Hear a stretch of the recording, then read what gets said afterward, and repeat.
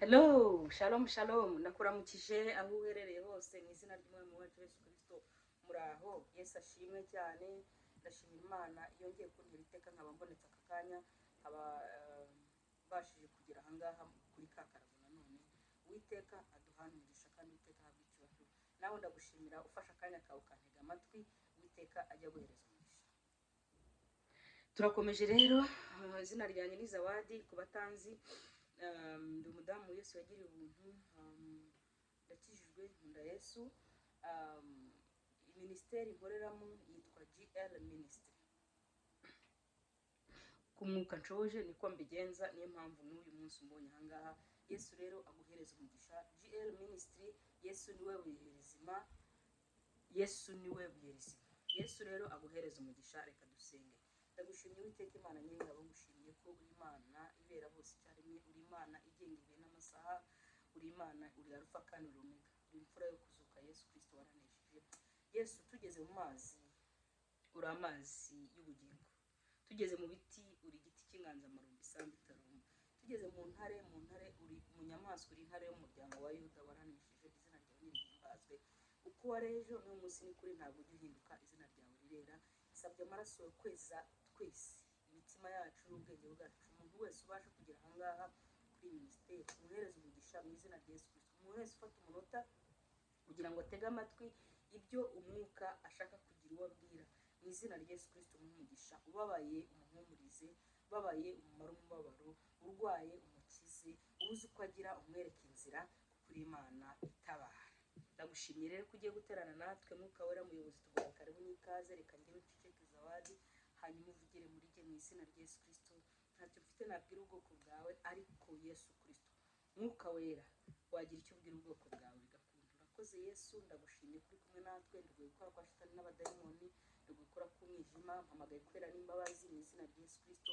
Nshishikishije amajwi yose y'abadayimoni mu izina rya Yesu Kristo. Abadayimoni kuvanga n'iyindi myuka mibi y'uburyo bwose, distraction n'iyindi myuka mibi y'uburyo bwose, mfashe mpiri ibigendagenda mu buryo bw'imwemu mu izina rya Yesu Kristo. N'ibigaragarira amaso, iki kirenda gitambuye mu izina rya Yesu Kristo. Buri wese ugera guhereza umugisha, amatwi yacu yugurukire kumva icyo dushaka. Urakoze kuri kumwe natwe, kandi umugambi wawe ari mwiza kuri twe kandi kutugira neza. Ni mu izina rya Yesu Kristo wanesheje, amen. Muraho rero nshuti za Yesu. Uyu munsi topic yanjye iravuga ngo I will not fear. Hallelujah. I will not fear. Ntabwo nzatinya. Ibidutinyisha ni byinshi. Ubuzima bwa buri munsi buradutinyisha, imibereho iradutinyishije, intambara z'ubuzima biradutinyishije, inzara iradutinyishije, ubukene buradutinyishije, indwara ziradutinyishije, indwara n'ibyorezo, intambara za buri munsi, ishyanga gutera irindi, ibihugu gutera ibindi, abantu kwicana, ababyeyi kwangana n'abana, abana kwangana n'ababyeyi, divorce za buri munsi zidashira, gupfusha abo twakundaga, gutana n'inshuti zari zigira umumaro tugatana. Ubwoba ni bwinshi. Tugeze mu minsi ya nyuma, iminsi iruhije umugenzi, aho tutagishaka kureba kuri runaka kubera ko urukundo rwanebereye muri iyi minsi, ariko Yesu ari ku ngoma, ngo muri icyo gihe nabwo azabana natwe. Turi muri iki gihe rero cyacu, mu gihe cyacu izabana natwe, kuko yaravuze ngo ntabwo nzongera kunywa ku mbuto z'umuzabibu, naricanana n'umugeni nakoye amaraso.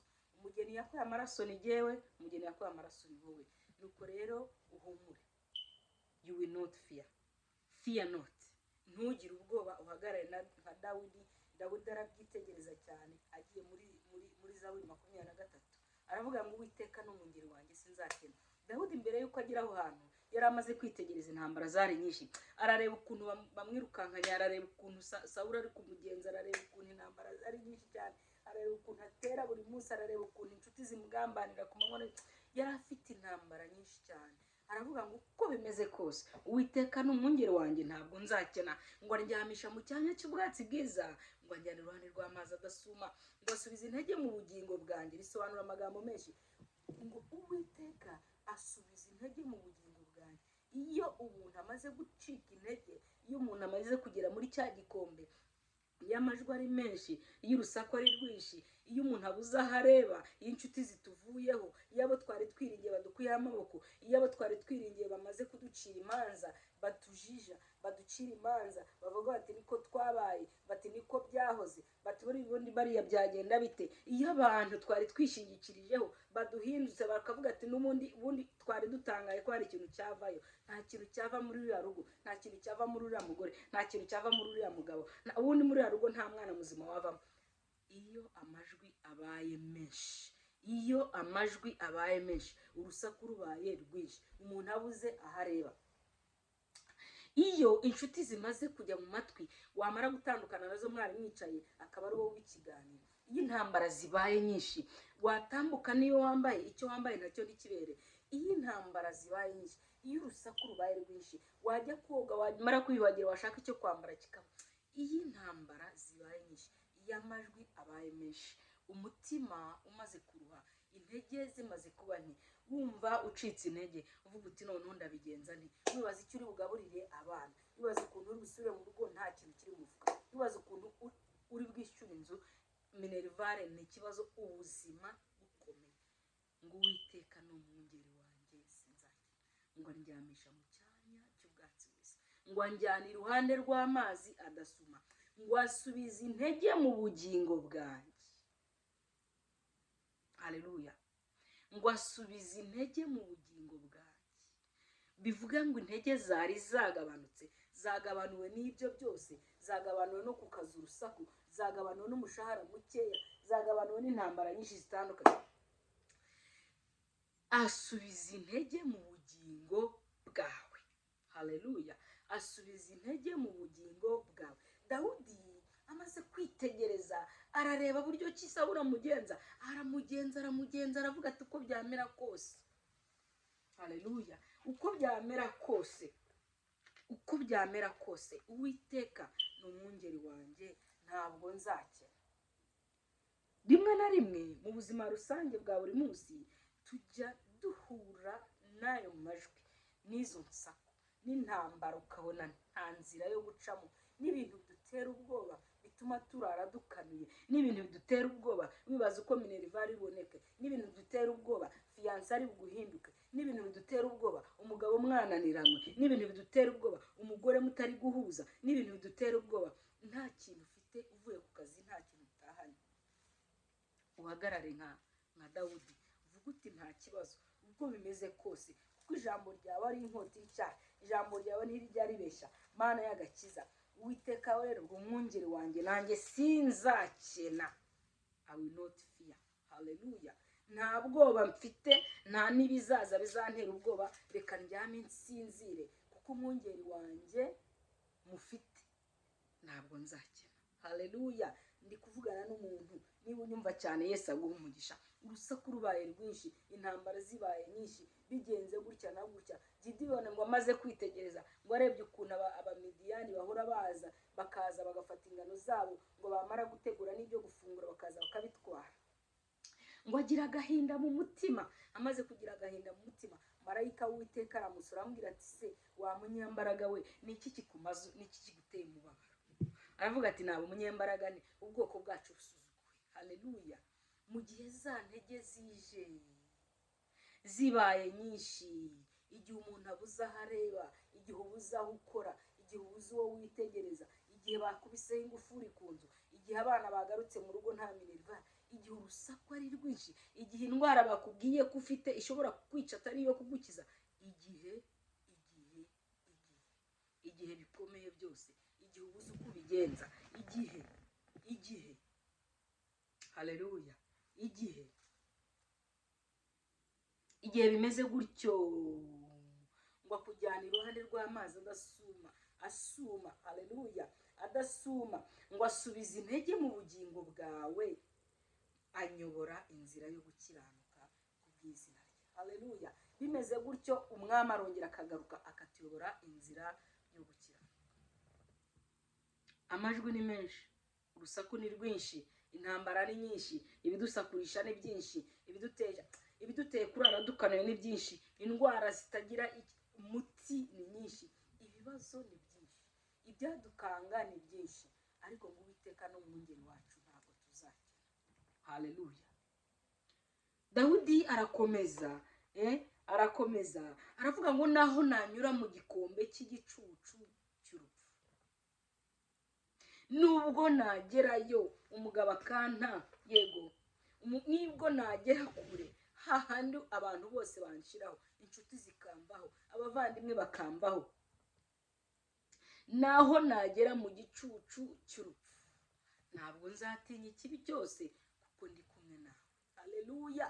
Ngo inshyimbo yawe Mana, inshyimbo yawe Kristo, haleluya.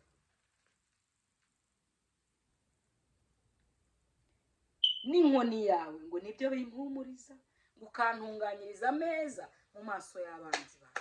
Natangiye mvuga ngo ntabwo nzagira ubwoba nibushire, nawe ubwoba nibushire, ibitotsi bize uryame wizigure, nubwo bitoroshye. Imana igitanga amahoro muri cya gihe gikomeye, igihe ibintu byose ubona nta nzira, Imana iguhereza amahoro. Ibyo bigeragezo bimwe nk'amazi, kuko ibigeragezo bizaza, nta kizabuza kuza ibigeragezo, kuko turi mu isi y'intambara, ngo tuba dufashe turi munsi, ngo tuba dufashe igihe mu ntambara, ngo mbese iminsi yacu niko Yobu yavuze, ngo mbese nk'isi yacu si nkikorera ibihembo. Nta gihe tuzabona amahoro asesuye ngo twumve twashyitse, kuko mu isi ubona iki ejo ikindi kikaza. Waba wifuza kurongora, wamara kurongora hakaza ikibazo cy'urubyaro, hakaza kutumvikana n'umugore, hakaza ubukene, hakaza kubura urubyaro, hakaza indwara zitandukanye, hakaza ibindi bibazo bya famiye. Isi nta gihe izaduhereza amahoro. Niyo mpamvu uje nkubwira ngo shirika ubwoba nibushire, wambara imbaraga z'umwuka, ukomere, uko biza kose ukomere, uhagarare mu ruhande rw'Uwiteka, kuko ngo akuyobora inzira yo gukiranuka, haleluya. Ngo akuyobora inzira yo gukiranuka iyo umwemereye, akuyobora inzira yo gukiranuka kubw'izina rye. Ntabwo abikora ku bwawe, kuko abikoze ku bwawe igihe kinini twebwe tugira za lamentation, duhora twiganyira, duhora twibaza, duhora dusakuza nk'abantu. Ariko Uwiteka ngo agusubiza intege mu bugingo, ngo akuyobora inzira yo gukiranuka kubw'izina ryayo. Uwiteka abikora kubw'izina rye, kubw'icyubahiro cye, kuko Uwiteka ngo ntabwo azigera na rimwe ariko icyubahiro cye. Uwiteka duhana umugisha. Ubwoba ni bwinshi, intambara ni nyinshi. Muri iki gihugu hari intambara, ahandi hari intambara, ahatari intambara hari ubukene, ahatari ubukene hari ukwambara ubusa, ahatari ukwambara ubusa hari ukurara hanze. Intambara ni nyinshi, zirangira izindi ziza, kandi buri wese agira inzira ye. Shirika ubwoba, wambara imbaraga, ukomere, haleluya, umere nka Dawudi.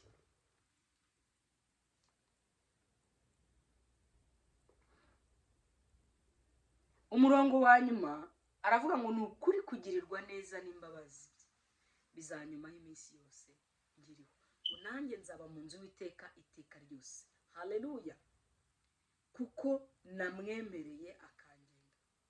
I will fear no evil. Nta kintu kizantera ubwoba. Ubwoba nibushire, mutima wanjye komera, haleluya, mutima wanjye komera, kubera ko Uwiteka ari mu ruhande rwacu. Umugabo Dawidi yajya ntangaza, nkunda kumusoma, yajyaga mpumuriza ndi umwana, nkumva ko nanjye bizagenda neza, haleluya. Nkumva ko umunsi umwe hari umunsi amateka azahinduka. Hari igihe ugera mu bintu ukabona nta nzira, nta n'ahantu izava. Wareba ubuzima uri kubamo, wareba n'ibikuzengurutse, wareba n'urusaku ruhari, wareba nawe ubwawe wakireba. Umugani watoje naririmba akavuga ati hari igihe unyura mu bigeragezo bikaze, abantu bakakuvuga ngo urajya he, nawe ngo wakireba ngo ugasanga ibyo bavuga ni ukuri, birakubereye. Ibyo bavuga ni ukuri, birakubereye. Yesu atugire neza. Ni ibiki biguteye ubwoba? Ntabwo nzi biguteye ubwoba, ariko ibyo biguteye ubwoba byose bibwire Yesu, mubwire uti ntabwo nabyishoborera, nta nubwo nzabishobora, ibi bizarangira hazi ibindi, ariko ungabanyiriza umusonga mbase kwihegeka nsinzira. Imana izakorohereza buri munsi, buri munsi, buri munsi. Imana izagutabara uko bwije nuko bukeye, kuko ngo ntabwo azigera tureka. muri Zaburi niko havuga Uwiteka niwe Mana kandi imahoro yanjye Uwiteka nagakiza kandi iteka ryose ku manywa mbere igicu nijoro mbere umuriro mbese natinya icyo ubwari mu ruhande rwanjye ntacyo nzatinya ubwari mu ruhande rwanjye nzajya mwambaza nawe azajya nyumvira haleluya intambara ni nyinshi twakuze zihari tugeze zihari tuzarongorwa tubyare twubake dusaze zihari nta gihe umwana w'umuntu azagira amahoro ngo wumve uratuje au contraire iyo wumva wamaze gutuza washyitse shitani aba ari gupulaninga ikindi kintu cyiza cya bombe gikomeye cyane so ubwoba nibushire wambare imbaraga z'umwuka wambare gukomera wambare gushirika ubwoba wambare intwaro z'umwuka ukiranuke muri ibyo ugendane n'Imana muri izo ntambara muri ubwo bukene ugendane nayo kwambara ubusa ugendane nayo kuri icyo gisasiro cy'uburwayi ugendane nayo kuko izakurengera hahirwa nkunda gusoma iryo jambo ngo hahirwa abo Uwiteka atabaraho gukiranirwa hahirwa abafite mu nzira mu mitima yabo inzira z'igisiyoni hahirwa Uwiteka yishimira abantu bahirwa nawe uharanire kubamo ibindi byose ubwoba bushire ubwira umutima ugikomera ubwo bizaza n'ibizaza ejo nta na kimwe kizagira icyo kintwara kuko umwami ari mu ruhande rwanjye umubisha ntaho yava tujye mu gitabo cya Samweli dusome inkuru za Dawudi mo gatoya dusubire ndi kwigisha ku ijambo ubwoba nibushire shirika ubwoba intambara ni nyinshi zizaza n'izindi zizaza ushirika ubwoba ubigiharamagara ukomera ahubwo uhagarare ku izamu uvuga uti mpagaze ne n'Imana Imana iranshima muri izi ntambara ndi gucamo iranshima bavuga ibintu bitandukanye abantu bavuga ibintu bitandukanye bacamanza bacimanza bavuga ibyo bavuga baravuga ariko se ijuru wowe rigushima gute Uwiteka tugire neza mfasha twihute mu gitabo cya Samweli misiyo yanjye yo kuza ahangaha cyangwa se umugambi w'Imana intandaro yo kuza gufungura iyi ministeri ni twibukiranye gusoma Bibiliya muri ministeri yanjye iyi yitwa GL ministry ariyo yitwa Yesu niwe buye rizima twibukiranye gusoma Bibiliya niyo mpamvu rimwe na rimwe njya nkoresha imirongo miremire yo muri Bibiliya ahari hari ijambo wari warumvishe kera ariko wongeye ugasubiramo kuko igihe kiraje kandi kirasohoye kiri bugufi aho Bibiliya zitaba zongera gukora umuntu azatungwa nayo yabitse mu mutima ziri kugenda zihindurwa buke buke bakuramo amagambo bashyiramo ayandi bari gusohora n'izabatinga uzakwira hehe nutagendana n'Imana nudasoma ijambo ry'Imana abana bawe nutabigisha ku ijambo ry'Imana tuzataka Uwiteka dushoboze rero reka dusome igitabo cya Samweli wa mbere ibice 17 ni inkuru ya Dawidi ukuntu yashiritse ubwoba akica umugabo witwa Goliyati wari warigaragaje Samweli wa mbere ibice 17 Dawidi ngo yica Goliyati bukeye Abafilisitiya bateranya ingabo zabo kurwana baziteraniriza isoko y'Ibuyuda bagerereza kuri Efesidamimu hagati y'isoko na Azeka Sawuli n'Abisiraheli nabo baraterana bagerereza mu kibaya cya Ela birema inteko kurwana n'Abafilisitiya Uwiteka dufashe cyane Abafilisitiya bahagarara ku musozi wo hakurya Abisiraheli kuwo hakuno hagati yabo hari ikibaya Uwiteka dufashe cyane bukeye mu rugerero rw'Abafilisitiya havamo intwari yitwa Goliyati w'Igati ikirere cye cyari mikono 6 n'intambwe imwe y'intoki yari yambaye ingofero y'umuringa ku mutwe n'ikoti riboheshejwe iminyururu kuremera kwaryo kwari shekeli z'umuringa 5,000 ku maguru yayo yambaye ibyuma bikingira imirundi kandi anigirije agacumu k'umuringa mu bitugu uruti rw'icumu rye rwari rumeze nk'igiti kibohererwaho imyenda kuremera ikigembe cyaryo kwari shekeli z'ibyuma 600, kandi uwamutwazaga ingabo yamujyaga imbere. Uwiteka dufashe cyane. Araza arahagarara akomera ingabo za Isirayeli ati, kuza kuremera urugamba aho mwabitewe n'iki? Mbese sindi Umufilisitiya, namwe ni muri abagaragu ba Sawuli? Ngaho nimwihitemo umugabo amanuke ansange. Nabashaka kundwanya akanyica, tuzaba abagaragu banyu, ariko nimunesha nkamwica, nimwe muzaba abagaragu bacu mudukorera. Umufilisitiya arongera aravuga ati, nsuzuguye ingabo za Isirayeli uyu munsi, nimumpe umugabo turwane twembi.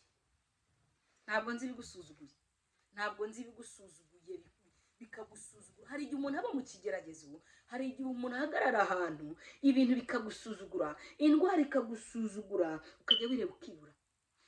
Ikigeragezo kikagusuzuguza, ukarwambara, ukarukenyera, ukanitera urubwa, ukarwambara. Ikigeragezo kikakubera ikigeragezo, ihwa kikakubera igihwa, kikakubera igihanda, kigahagarara mu buzima bwawe rwose, kandi kikaba ikintu kigaragarira buri wese. Kikagusuzugura, kikakwita amazina, kikagusuzugura, kikavuga ibyo gishaka cyose, kikagusuzugura, kikakwita wa runaka, n'ubundi niko babaye, kikagusuzugura. Ndi kuvugana n'umuntu, niba uri kunyumva Yesu aguhereza umugisha. Icyo gihe kijya kibaho ku mukristo. Ariko turwana gute muri icyo gihe? Urwana uvuga uti noneho biracitse Mana, noneho n'ibyawe mbivuyemo. Igihe nk'icyo nicyo gihe ukwiriye kwegera Imana ukayibwira uti, Bwana, uniumbie moyo safi, nikutumikie wewe kwa kweli na kwa haki. Unitegee sikio lako Bwana katika maombi yangu. Bwana, nakuomba. Ninakutumaini ya wewe, ili nisiaibike milele. Ninakutegemea wewe, ili nisiaibike milele. Adui zangu wasifurahie kushindwa kwangu, Bwana. Babana, watasi wangu, adui zangu wasifurahie kushindwa kwangu, Bwana. Kristo na kuomba. Ngo Mana, undemere umutima mushya, ngukorere mukuri no mu mwuka. Untegere ugutwi mu masengesho ngusenga, ndabikwinginze Mana, kuko ari wowe ntegereje nakutumainia, kugira ngo ntazakorwa n'isoni, abanzi banjye ntibazagere banyishima hejuru n'umunsi n'umwe. Haleluya. Umuririmbyi arakomeza, ntabwo ari cyo nagambiriye, ariko ngo Umufilisitiya witwa Goliyati arabwira ati, ndabasuzuguye. Mpisemo mwangabo mwese muko mumeze kose, ndabasuzuguye. Ndabasuzuguye hahandi muhitemo akagabo kamwe, umugabo umwe w'umugabo yumva afite imbaraga nkaye, aze duhangane. Bibiliya avuga ngo yari yambaye ibintu bikingira igituza, yari umunyentambara uzwi. Ibintu biguteye ubwoba birumvikana bifite n'imbaraga. Urugo rwaranze birumvikana bifite n'imbaraga. Indwara kubereye indwara birumvikana bifite n'imbaraga. Bakubwiye ko nta gukira guhari birumvikana bifite n'imbaraga. Wari fiyansa kuvuyemo birumvikana bifite n'imbaraga. Wararongo ugera mu rugo umugabo ntabwo ibintu bigenda neza, cyangwa umugore ntibigenda neza, birumvikana bifite imbaraga. Ariko uri kurwana gute?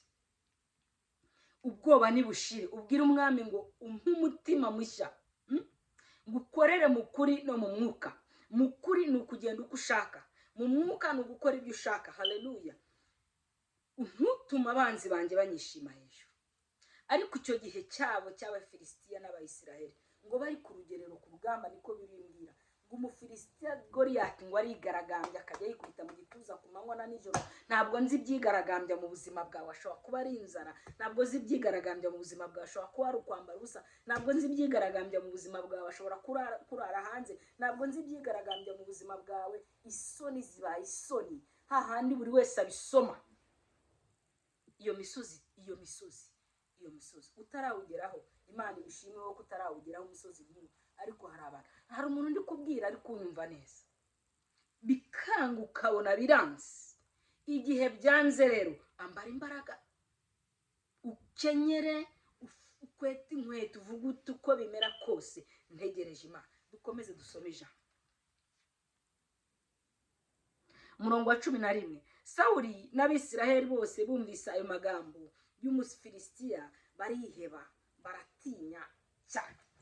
Ako kana ngo bariheba, baratinya cyane, kubera ko umufilisitiya yigaragambije, kubera ko ibitutsi byabaye byinshi, kubera ko bagucyuriye ngo ntuzishyura amadeni, kubera ko bagucyuriye ngo ubundi gatsinda, ubundi gatsinda n'urusura, ubundi gatsinda ni kare, n'ubundi twatangara ko hari ikintu cyava aho ngaho. Mufite amakuru, fear not, ubwoba nibushire. Ufite ijambo ry'Imana, n'Imana iri mu ruhande rwawe, ukagenda uko Imana ibishaka. Nta nubwo bitwara igihe. Umva, ntabwo bitwara igihe ubinywa nk'amazi. Ibigeragezo byose biraza ukabinywa nk'amazi. Amajwi ni menshi, urayima amatwi. Dukomeze dusome, mfasha dusome. Kandi Dawidi yari umwana wa munyefurati w'i Betelehemu y'i Buyuda, witwaga Yesayi. Kandi Yesayi yari afite abahungu 8, kandi ku ngoma ya Sawuli yari ageze mu zabukuru. Abahungu bakuru 3 ba Yesayi bari baratabaranye na Sawuli. Amazina yabo bahungu be 3 batabaye, uw'imfura ni Eliyabu, n'uw'ubuheta ni Abinadabu, uwa 3 ni Shama. Dawidi yari umuhererezi, kandi bakuru be uko ari 3 bari baratabaranye na Sawuli. Ariko Dawidi yajyaga acuranga na kwa Sawuli aragira intama zase i Betelehemu. Iteka tugire neza cyane. Dawidi yari amaze kwimikwa. Nuko uwo mufilisitiya uko bukeye nuko bwije yari amaze kwimikwa n'Imana. Ntabwo yari amaze kuba umwana oya, yari amaze gusigwa amavuta. Imana yari yaramaze kumusiga amavuta. Bibiliya irambwira ngo amaze gusigwa amavuta, umwuka w'Imana wagendanaga nawe. Ngo inkuru ze ziramenyekana ngo yarahimbazaga abadayimoni bagahunga, agakubita amadubu. Nta tungo ryase ryigeraga riribwa n'inyamaswa z'inkazi. Ngo inkuru ze ziramenyekana. Sinzi inkuru zawe zimenyekanye mu byo ukora, mu murimo ukora, mu ntambara urwana, mu kuhagaze, mu gakiza, mu by'umurimo w'Imana. Ntabwo nzi inkuru zawe zimenyekanye kubera imbaraga z'umwuka wambaye. Icyami inkuru zacu zikamenyekana ku byiza dukora by'umurimo w'Imana. Haleluya, haleluya. Naje mvuga ngo fear not, ntugire ubwoba, ukomere mu mutima nkande nka Dawidi. Dukomeze.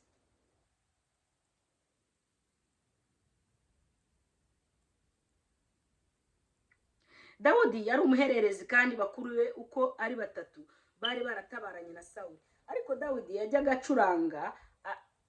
acuragana kwa Sawuli aragira intama zase i Betelehemu. Umurongo wa 16.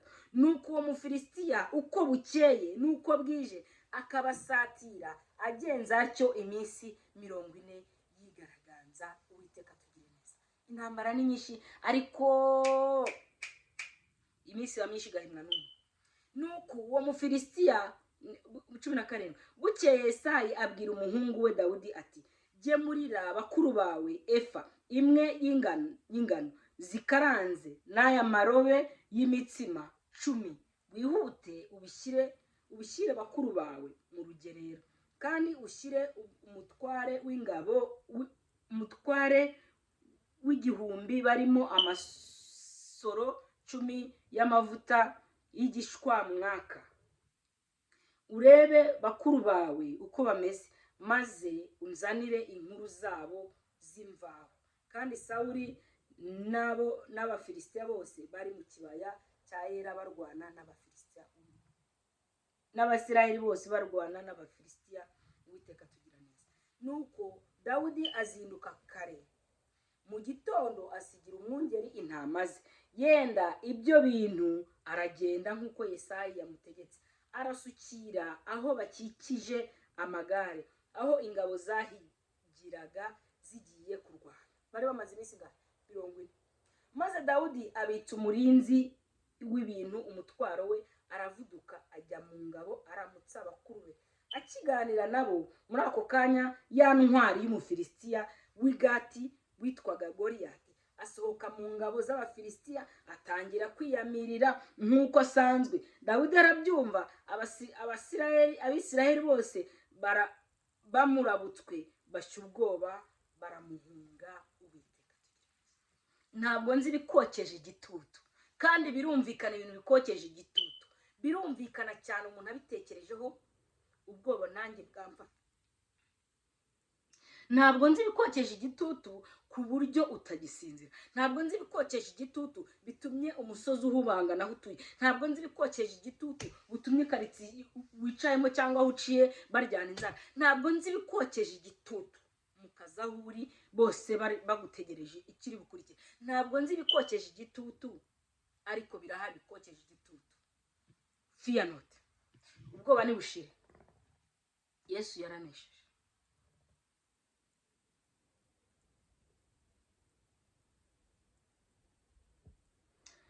Haleluya. Murongo wa 24. Abisirayeli bose bamurabutswe, bashya ubwoba, baramuhunga. Abisirayeli baravuga bati, aho mubona uriya mugabo uzamutse, ni ukuri azanywe no gusuzugura Isirayeli. Umuntu uri bumwice, umwami azamugororera ubutunzi bwinshi, amushyingire umukobwa we, kandi azaha inzu ya se umudendezo muri Isirayeli. Uwiteka tugirire neza. Maze Dawidi avugana n'abantu bamuhagaze iruhande ati, uzica uwo mufilisitiya agakuraho Isirayeli igitutsi, bazamugororera bate? Mbese uwo mufilisitiya utakebwe asuzugura ingabo z'Imana ihoraho ni muntu ki? Abantu baramusubiza bati, uko niko bazagororera umuntu uzamwica. Maze Eliyabu mukuru we w'imfura ya se yumvise Dawidi avugana n'abo bantu, uburakari buramuzabiranya, aramubaza ati, wazanwe n'iki? Ako kana Dawidi yagize ishaka ry'umurimo w'Imana. Mbere yo kubanza kurwana, ubundi ugomba kwambara intwaro z'umwuka, ugomba kwambara imbaraga z'umwuka. Dawidi yari afite imbaraga z'umwuka. Umwuka wera yabaga muri we, yari yarasutseho amavuta. Umwuka wera yabaga muri we, bivuga ngo yari afite za mbaraga, haleluya, z'ubushizi bw'amanga. Nawe ndazigusabira uyu munsi, zo kumva nta kintu cyaguhangara, zo kumva nta kintu kitazarangira, zo kumva ngo niyo byaza bisa bite, nubwo urusaku niyo nakambara umwenda ucitse uyu munsi, n'inzara yanyica iminsi 2, ejo ngomba kurya, kuko Uwiteka azantabara. Haleluya. Ariko rero muri icyo gihe, muri aho hantu, ibihanda ni byinshi, ibicantege ni byinshi, amajwi ni menshi. Natangiye vuga ngo amajwi ni menshi, n'urusaku ni rwinshi, ibintu bidusakurishije ni byinshi, ibintu urusaku ni rwinshi, amakuru ni menshi atandukanye. Ariko Yesu ari ku ngoma.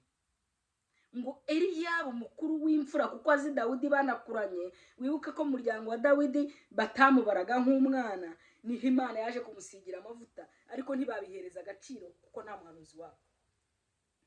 Hari ubundi kubwira akaba ari kunyumva neza. Yesu atugire neza. Eliyabu ngo akurikije uko amuzi, yibutsa nuko yasizwe amavuta abo bagasigara, aravuga ati, wagahungu we, kuri bamenya ubundi ujute, kora icyakuzanye, zane n'injya dufungura ubundi usubireyo. Bibiliya irambwira ngo, reka tuhasome.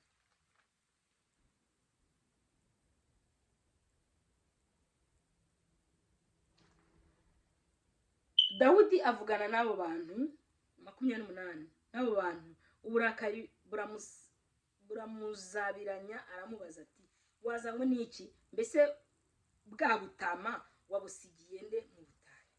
Nzi ubwibone bwawe n'agasuzuguro ko mu mutima wawe, kuko wazanywe no kureba intambara. nzi ukuntu wiyemera ukarwana, numva ngo wararwanye wirukana idubu urazica, nzi ubwibone bwawe, numva ngo usigaye ujya ibwami kujya gucuranga, ndi kubwira umuntu uri mu mwuka arabyumva, nzi ubwibone bwawe, nzi ubunajya bwawe, ndakuzi neza. Ubwo butama wabusigiye. Reka twumve uko Dawidi yashuje. Dawidi aramusubiza ati mbese ngize nte?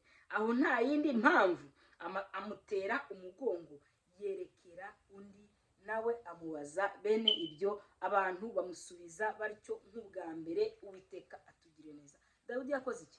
Yamuteye umugongo. Nawe ibyo ngibyo ubitera umugongo. Dawidi amajwi yari menshi, urusaku rwari rwinshi, nta kigeragezo nko gusuzugurwa n'umuntu ukuzi mwasangiye mwakuranye, wenda munabana no mu nzu, kuko abakuzi imiryamire n'imbyukire, azi intege nke zawe aho ziri, azi murasangira, mwaramenyeranye, murabana buri gihe. Nta kintu nk'icyo kibabaza nko kugeragezwa cyangwa gusuzugurwa nk'umuntu ukuzi. Dawidi nawe yasuzugwe na bene se bamuzi, yamubwiye amagambo amukanga, amubwiza ukuri uko amutekereza. Ubunajya bwawe turabuzi, wigize bamenya ibintu byose uri ndiyo, ibintu byose ndiyo. Ubutama bw'iwanyu wabusigiye nde? Uri ku rugamba, wowe urwana urugamba. Ninde tutarwana urugamba? Turi ku rugamba, dufashe igihe mu ntambara. Umukristo wese aba ari ku rugamba. Nuko turwana ku kuntu gutandukanye, kubigeragezo biza bitandukanye, iminzani dupimirwa iratandukanye, ariko cyama Imana ikagufasha ukarwana kunesha. Dawidi ngo amutera umugongo. Reka twumve uko byarangiye. Naje kuvuga ngo ubwoba nibushire, ubwoba nibushire inshuti yanjye. Amajwi ni menshi, indwara ziremereye, uri ku gitanda urarwaye urarembye, ubwoba nibushire. Bwira indwara uti buri icyo watoye nicyo kiba. N'uvuga indwara iranyica, irakwica da. Ariko nuyibwira uti wa ndwara we rero nta bushobozi ufite. Ndi kuvugana n'umuntu, wa ndwara we nta bushobozi ufite bwo kunyica. Muganga yarapimye ni sawa, ariko umuntu ufite ubushobozi ni uwapfuye akazuka. Haleluya. Ni uwapfuye akazuka, ko ijambo rirambwira ngo muzatinye icyica umubiri kikica n'ubugingo. Ariko icyica umubiri ntacyo kimaze, kuko ubugingo burasigara. Yesu aduhana umugisha. Ubwoba nibushire inshuti yanjye. Baguciye, bakuvugije induru, bicaye barakuvuga, babona byose kose, bakakubitaho n'akashe bagasanga nibyo, umuntu agahagarara ku kinyoma akagishinga bigakunda. Ni iki giguteye ubwoba? Ni imibereho? Ni ubukene? Ni amadeni akurenze? Humura, ubwoba nibushire. Uhagarare ubwire uwo muntu ukwishyuza uti bihangane, nzakwishyura ngushyirireho n'inyungu. Haleluya. Kubera kuri uwo musozi, urebye iburyo ukareba ibumoso, ubona nta hantu bizava. Ariko reka ngufitiye amakuru, Imana yatabaye bariye igatabara nawe yagutabara. Biterwa nuko ubanye nayo. Gendana nayo mu bikomere, gendana nayo muri ibyo bikomeye. Wibwira uti ntabwo ngusiga turajyana, ntabwo ngusiga dusebane, ntabwo ngusiga nibakubitaho ingufuri bayikubiteho turi kumwe, ntabwo ngusiga nindara munsi y'ikiraro turarane, ntabwo ngusiga Mana we, ntabwo ngusiga we. Nibi wabyumvise Mana, ntabwo ngusiga. Ubwoba bushire, ushiruka amanga, ushira ubwoba, ubwire ibigeragezo uti ntacyo, ni igihe cyane. Yesu agiye kuntabara, amateka azaba mashyashya, ibintu bizahinduka, nzaba mushyashya. Dawidi ngo amutera umugongo. Nawe ubitere umugongo, ubwire umutima birakomeye kandi birumvikana. Ariko mwanzara mwe, mwakwambara ubusa mwe, mwagusuzugurwa mwe, mwagupfusha mwe, mwagupfakara mwe, mwaguterwa n'ibi bigeragezo byose mwe, mwakumera gutya n'ibi n'aya majwi yose n'inzandiko badusomaho ni nyinshi n'imanza baducira we. Ubwoba nibushire. Yesu ari ku ngoma. Ubwoba nibushire. Yakoze biriya igakora n'ibi, nawe ntabwo yabirobanura ku butoni. Biterwa n'ibyo wemeye n'ibyo wemereramo. Njyewe ntabwo njya nemera gutsindwa. Nababara nk'umuntu, yego cyane ndababara kandi narababaye, ariko Yesu ntiyigeze aturika. Iyo tumuhaye umwanya akaza mu buzima bwacu, nabonye Imana itabara aho inzira idaca ikayica. Haleluya. Aho bagusohora hanze bakabura uko ubigenza, Imana igahita ituritsamo igitangaza, igahita iguhereza inzu. Vuga ngo amen. Ariko biterwa nuko wabyitwayemo. none se niba uzarwana wikoreye runaka ngo runaka ngo niwe wanteje ibibazo, nuzarwana wikoreye runaka ngo runaka ngo niwe wanteje izi ndwara, nuzarwana Yesu azarwana hahese kandi uwo amaze kwikorera. Ikorere Yesu mu gihe cyo kwikorera ibibazo. Kangasubiremo, ikorere Yesu mu gihe cyo kwikorera ibyo bibazo. Yesu numwikorera ibibazo azabyimenyera. Mubwire uti jewe simbishoboye Kristo, ntabwo mbishoboye, ndabiguhaye wowe ubishobore, njyewe ntabyo bishoboreye. Bibiliya iratubwiye ngo Dawidi amutera umugongo, nawe bitera umugongo. Reka dukomeze turebe ukuntu yahanga yashirika ubwoba yica Goliyati. Nabugingo n'ubu no mu ijuru inkota yicije Goliyati, nitugera ngo tuzayibona mu byibukwa. Abajya bajyayo ku mahereko bajye babibona. Yesu azatugire neza. Yabaye intwari, nawe uzaharanire kuba intwari mu ntambara urwana. Urwana intambara nziza, Kristo ni imbaraga zawe, fata ubugingo aguhaye ngo buguheshe ibyishimo. Umva, wabujijwe kwiganyira. Umva, wizere gusa ubuntu bwe, nahinduka aragukunda. Yesu ni byose umufite, ntacyo wabasha gukena. Wabujijwe kwiganyira, wizere ubuntu bwe. Nta kintu wabasha gukena, Yesu ni byose umufite. Nta kintu wabasha gukena, Yesu atubereye maso. Nta kintu wabasha gukena, Imana iri mu ruhande rwawe. Biterwa nuko wayihaye karibu n'ikaze. Ibigeragezo bimwe nk'amazi, narabibonye. Nitwebwe ngo ibyaha byacu nibyo bituma tutabasha kwegera tukegezayo, ariko iyo tugiye mu murongo neza uko Imana ibishaka, aricyo kigoye, ukagenda neza uko Imana ibishaka ukabamo. Umva, ubinywa nk'amazi niyo byaba ari imyaka 20, ubinywa nk'amazi bikagenda nk'ejo. Haleluya, ubwiza bw'Imana bukuriho, abantu batagucishamo ijisho kubera ko ubwiza bw'Imana bukuriho. Numara kubireka ukabyima amatwi, yego, ukabitera umugongo, ukabihereza Yesu akabyikorera. Umva mubwire, uzabona nk'amazi. Mutabona nk'amazi, Imana izabitabaye natwe, izagutabara ku mugaragaro, izuba riva. Yesu akugire neza. Murongo wa 33, murongo wa 32, 31 ariho dusoma ayo magambo. Bumvise Dawidi avuga, bayashengerana kwa Sawuli. Reka dusume haruguru ngo 30, amutera umugongo yerekera undi, nawe amubaza bene ibyo. Abantu bamusubiza batyo nk'ubwa mbere. Ayo magambo bumvise Dawidi avuga bayashengerana kwa Sawuli, abyumvise aramutumira. Dawidi abwira Sawuli ati, ntihagire ukurwa umutima, nawe umugaragu wawe ngiye kurwana n'uwo Mufilisitiya. Kwisha maneno, intambara, ubwoba nibushire wa mwami we, ntitaye ku gihe umaze uyobora.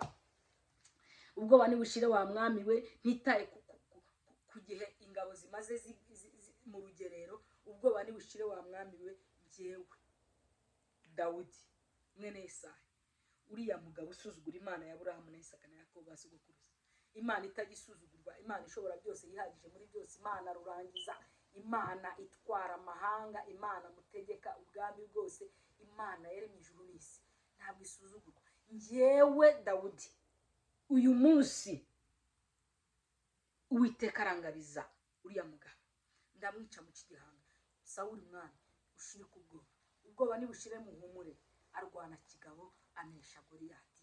Uwiteka tugire neza. Nabugingo n'ubu yabaye intwari kubera ko yashiritse ubwoba, atitaye ku byari bimuzengurutse. Nawe ntabwo nzi bikuzengurutse, atitaye kuri bibuza mu matwi, ngo abitera umugongo. Icyaduha tukabitera umugongo, tugakunda n'abatwanga, tugakunda n'abatuvuga nabi, umva, icyaduha tukabishobora.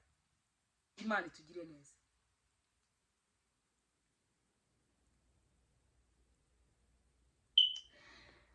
Agera hasi yisobanura cyane, ntabwo nshaka kubisoma byose ngo mirangize, ariko yari yisobanura amubwira ukuntu yarwanaga n'amadubu akayica. ariko reka dusimbuke tugeraho yari yambaye imyenda.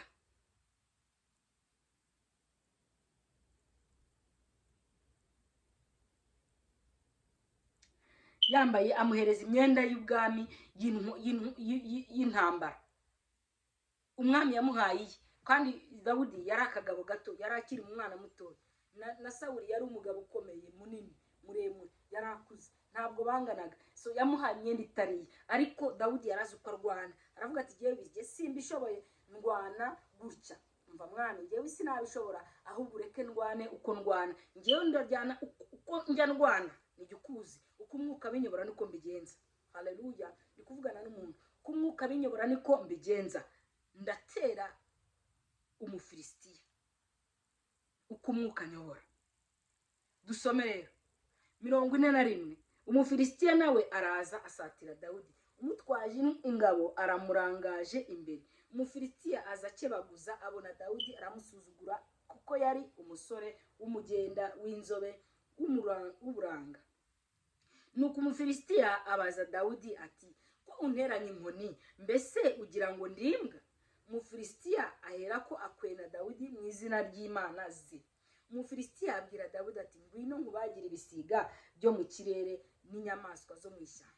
Dawudi abwira Umufilisitiya ati, wanteranye inkota n'icumu n'agacumu, ariko jyewe nguteye mu izina ry'Uwiteka Nyiringabo,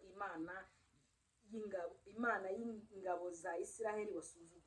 Uyu munsi Uwiteka arakungabiza nkwice nguca igihanga, kandi ndagaburira ibisiga byo mu kirere, inyamaswa n'inyamaswa z'inkazi zo mu ishyamba, intumbi z'ingabo z'Abafilisitiya, kugira ngo abo mu isi yose bamenye ko muri Isiraheli harimo Imana. Uwiteka tugire neza. Naho ndi burangirize, ntabwo mvuga byinshi. Ubwoba ni bushire, ushirika ubwoba, icyaduha tugashirika ubwoba. Ibyo biduteye ubwoba ni byinshi, amajwi ni menshi, intambara ni nyinshi, ariko ugende mu izina ry'Uwiteka Imana ihoraho.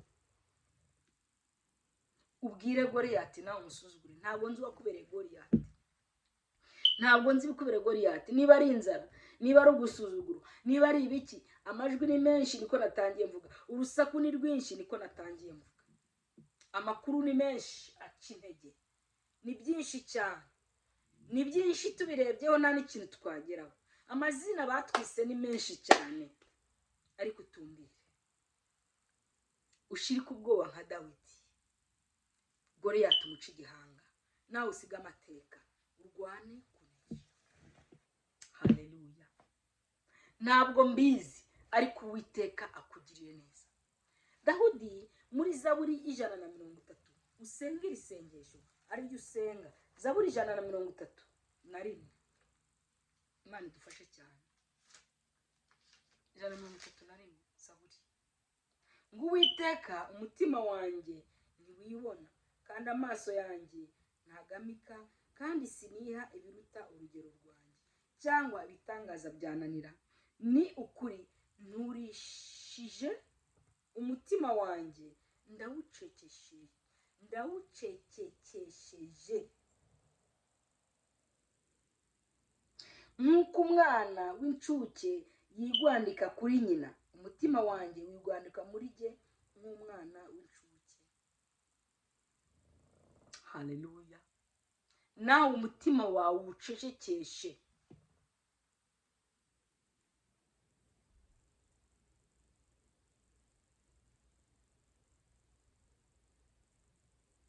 Uturisha umutima wawe, nk'uko umwana w'incuke yigwandika kuri nyina.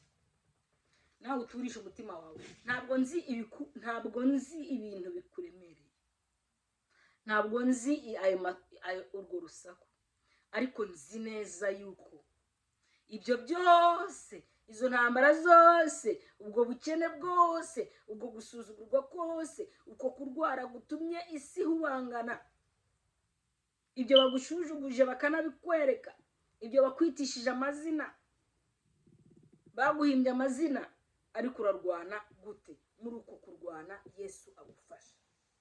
Hari indirimbo umwuka anyowe tuyiririmbe, reka nyishake mu izina rya Yesu Kristo. 74. Wibwire Yesu, ubimukoreze, aba bakurega umubwira uti Imana ntabyo ngiye nishoboreye. Hari igihe baturega cyangwa bakatujombesha ibikwasi, bakatujombagura amahwa, bakaducumita, ugasanga natwe twaremerewe, dutangiye kubasengera nabi. Imana ikubabarire ntongere kubasengera nabi, Imana imbabarire sinongere kubasengera nabi, ahubwo idufashe tubashe kubirengera, tubyima amatwi, tubitere umugongo, hanyuma tubibwire ngo njye mfite umukiza ujya umvugira ku Mana, ngo ni inshuti idahana, ntabwo ari nk'izo mu isi, ngo iteka arandinda akankingira n'ibyago, ngo icyamuha akaba umukiza wawe, ngo nahawe ikibanza na data wo mu ijuru, ngo mu rugo rwe rwera kubw'umwana we, ngo azangezayo, ngo tubane iteka ryose aho ntazongera kubabara, ngo nzahabwa umwambaro mwiza wera cyane twabacunguwe yatubikiyeyo, ngo kuri ubu njye ngira amahoro mu mutima. Haleluya. Ngo nyahawe n'umwami Yesu Kristo umukiza wanjye, ngo atemba nk'uruzi, ngo abisi ntabwo bayazi, gucyama nawe ayo mahoro ukasanga uyahawe. Ngo numara kwemera Yesu Kristo nk'umwami n'umukiza, ukamwikoreza ibyo byose, ukamubwira uti noneho rero na wa mujinya na yanzika na bya bindi byose, na marira nariraga nkuzanira runaka ngo yamvuze, nkuzanira runaka ngo yanyikore, nkuzanira runaka ngo yankubise urushyi, nkuzanira runaka ngo yandoze, n'ibindi ubimuhe, umuhereze Yesu Kristo umukiza wawe, kandi uhamye mu bandi ibyo azajya gukorera buri munsi, kandi nabo basengere. Imana idufashe kujya tubasengera ba bandi bonyegeza, ba bandi bakenyegeza, tubasengere ba Abinadabu na Eliya, tubasengere. Bamwe benyegeza bakenyegeza, hari ukuntu bagukubita ijambo cyangwa ukagera ahantu bari mu kinwanwa ari bo bariho, bijya bibaho. Nawe tarakubaho ntabwo uragira aho ngaho, wenda Imana izakurinde, kuko buri wese agira intambara ze. Ariko hari igihe rwose pe biba bigaragara, ukabura aho kwirwa. Urwana gute muri izo ntambara? Uragenda ukavuga uti aragapfa, yambwiye nabi, ijuru ni ryakanga. Reka da, Dawidi se yarwanijwe n'abandi, yarwanijwe abo bari kumwe nabo, ntabwo ari kure. Nawe rero ntabwo bizava kure, aho nuko bibabaza umutima. Ibyo bibabaje umutima rero bibwire Yesu, mubwire uti jewe uru rugamba sindushoboye, ubimuhe Yesu arabishoboye. Indirimbo yo gushimisha muri 44, njye mfite umukiza ujya mvugira ku Mana, inshuti idahana si nk'izo mu isi, iteka arandinda akankingira n'ibyago, icyamuha akaba umukiza wawe. Njye ninginga Imana ngo ikwereke Yesu, ngo umwakire nawe niko ngusabira.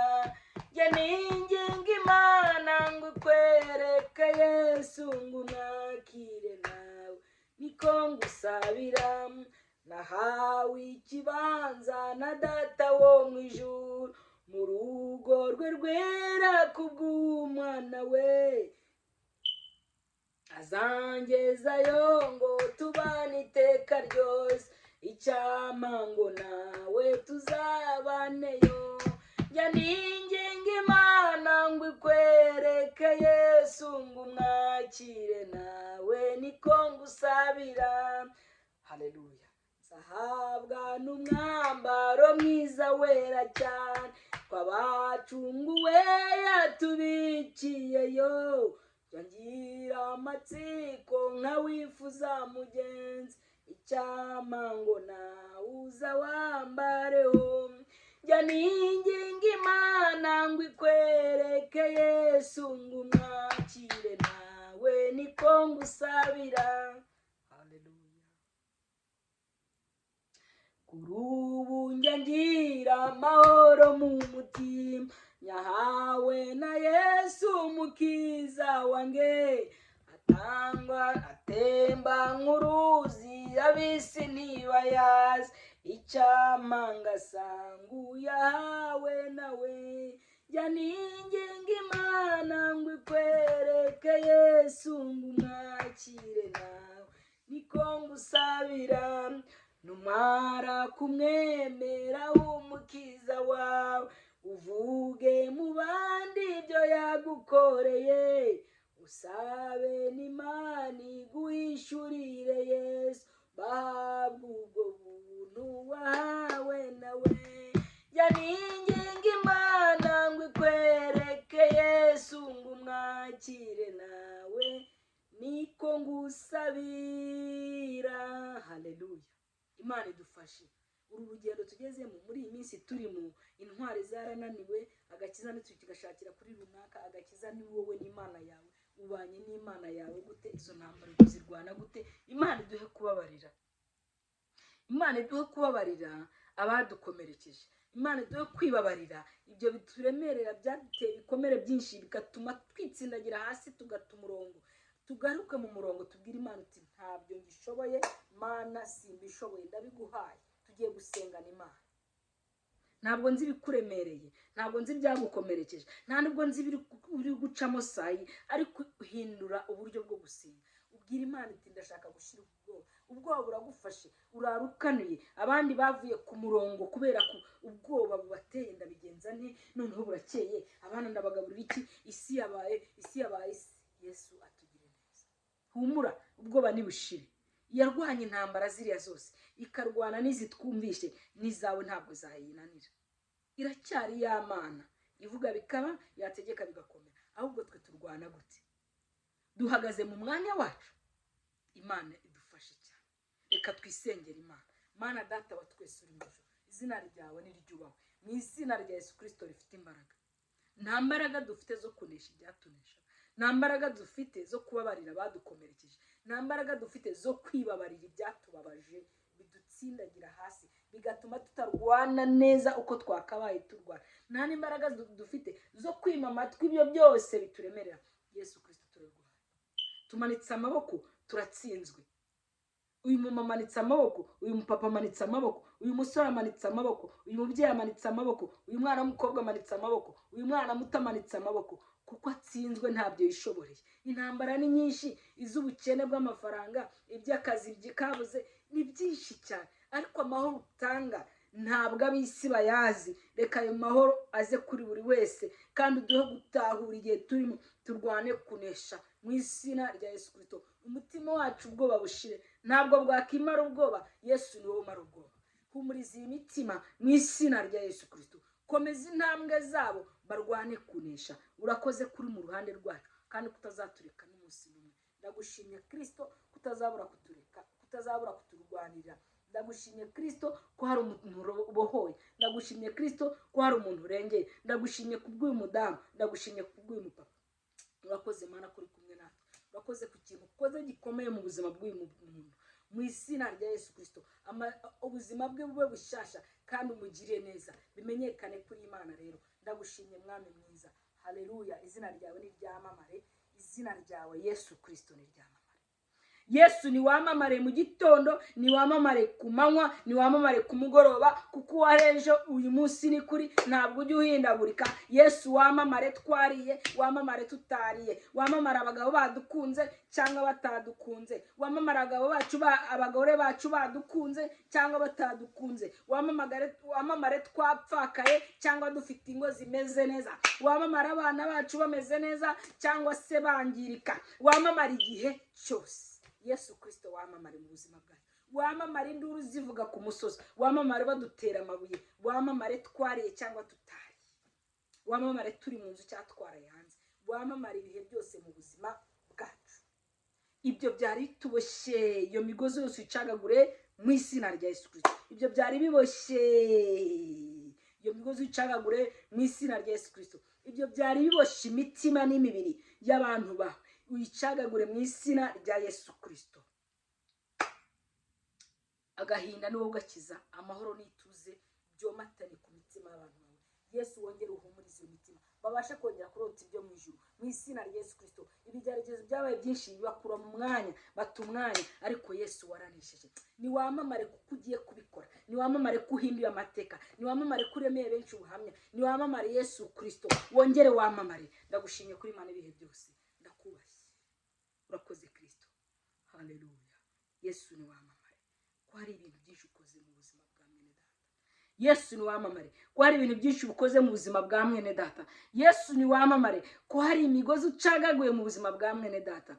Yesu ni wamamare mu buzima bwe, mu izina rya Yesu Kristo wanesheje. Amen. Yesu aguhereza umugisha kunkurikira. Nzongera nkubone mu gipindi gikurikira mu yindi message nzazana uko umwuka azanyura. Yesu aguhereza umugisha cyane kandi aguhereza ibyo wifuza umwifuzaho, akurinde gukorwa n'isoni. Zikoze zirahagije, isoni zigukoze ziramaze birahagije. Yesu aguhumurize. Shalom shalom, haleluya.